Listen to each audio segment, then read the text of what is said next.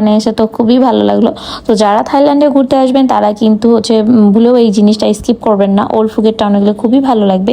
এখানে মানে সব ট্র্যাডিশনাল জিনিস পাবে, থাইল্যান্ডের একটা ট্র্যাডিশনাল যে ভাইব এখানে গেলে পাবে। আর ওল্ড ফুকেট সিটি হলে কি হবে, এর বাড়িঘরগুলো এত সুন্দর, মানে কালারফুল, দেখলে মনে হবে যে ওই যে ইতালির একটা শহর আছে না, সেখানে চলে আসছি, এরকম একটা ভাইব আছে এখানে।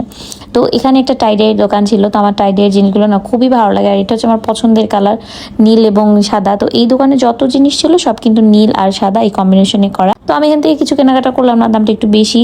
তো এই জায়গাটাতে চলে আসলাম। এখানে আসলে সবাই আসে, এই জায়গাটা দেখতে পারবেন ইনস্টাগ্রামে, সবাই এখানে ছবি টবি তুলে।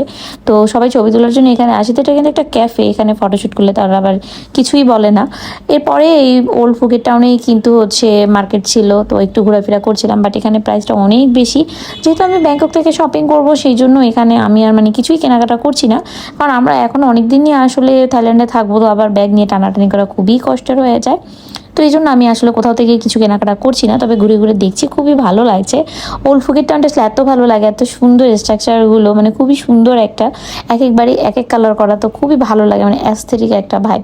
তো যাই হোক, তো এরপরে কিন্তু আমরা চলে গিয়েছিলাম পাশে, এর খুব কাছেই একটা মার্কেট রয়েছে, সিলভা মার্কেট।